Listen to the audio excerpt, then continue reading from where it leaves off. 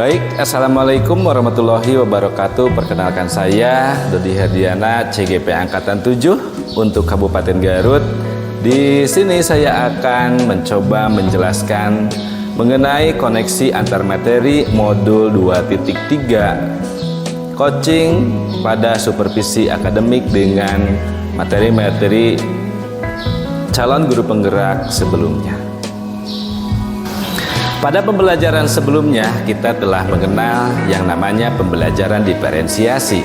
Pembelajaran berdiferensiasi adalah berbagai usaha dan keputusan-keputusan yang masuk akal atau yang disebut dengan common sense.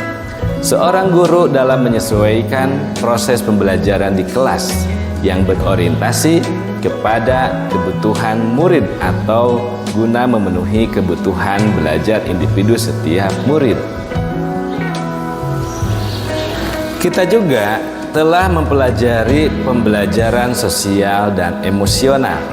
Pembelajaran sosial dan emosional adalah pembelajaran yang dilakukan secara kolaboratif oleh seluruh komunitas sekolah. Proses kolaboratif ini memungkinkan anak dan orang dewasa di sekolah memperoleh dan menerapkan pengetahuan, keterampilan, dan sikap positif mengenai aspek sosial emosional.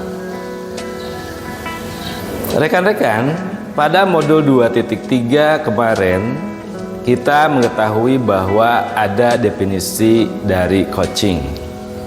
Coaching merupakan kegiatan percakapan yang menstimulasi pemikiran coachi dan memberdayakan potensi coachi.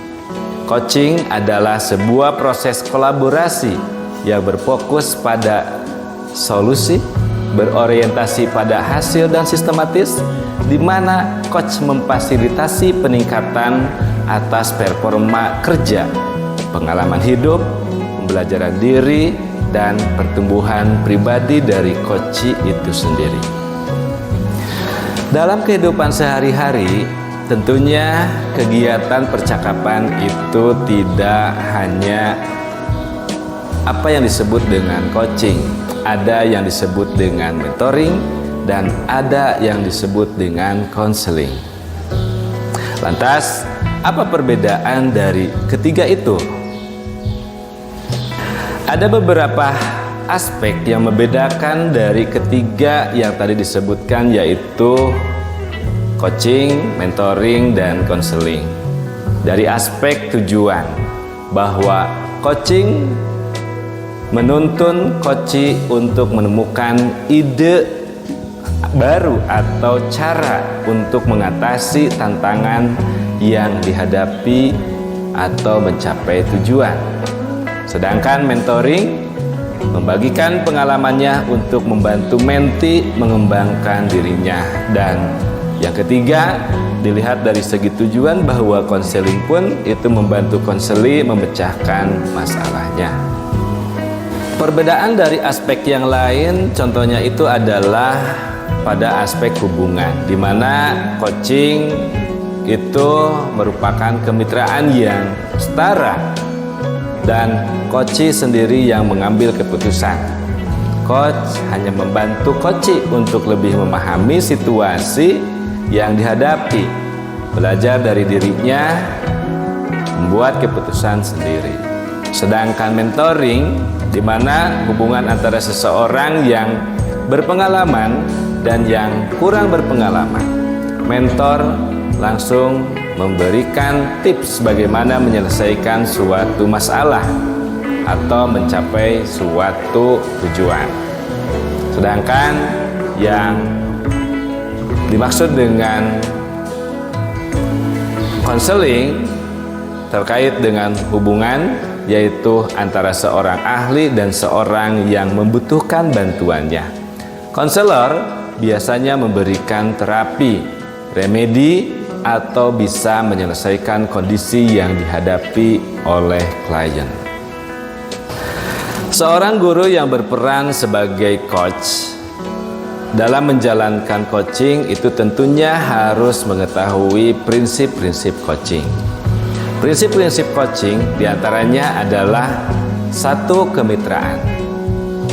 di mana ditandai oleh adanya tujuan percakapan yang disepakati, idealnya tujuan datang dari koci. Yang kedua, percakapan kreatif. Percakapan dua arah. Percakapan dilakukan untuk menggali, memetakan situasi koci. Percakapan ditujukan untuk menghasilkan pemikiran atau ide-ide baru. Dan yang ketiga, prinsipnya itu adalah memaksimalkan potensi. Percakapan harus ditutup dengan kesimpulan yang dinyatakan oleh koci itu sendiri.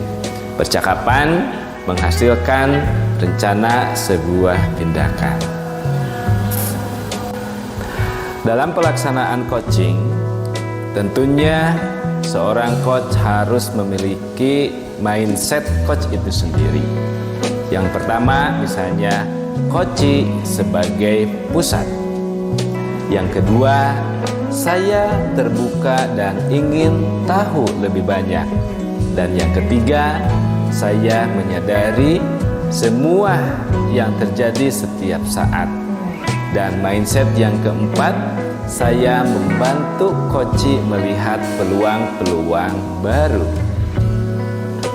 Itulah mindset yang tentunya harus dimiliki oleh seorang coach.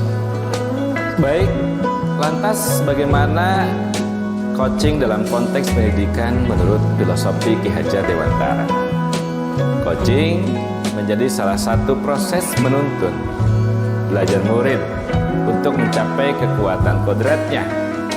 Sebagai seorang pamong, guru dapat memberikan tuntunan melalui dialog yang memberdayakan, melalui pertanyaan-pertanyaan reflektif hasil dari mendengarkan aktif agar kekuatan kodrat anak tercapai dari dirinya. Ada 4 cara berpikir yang dapat melatih guru dalam menciptakan semangat Tuturi Handayani dalam setiap perjumpaan pada setiap proses komunikasi dan pembelajaran, yaitu murid adalah mitra belajar, emansipatif, kasih dan persaudaraan, serta ruang perjumpaan pribadi.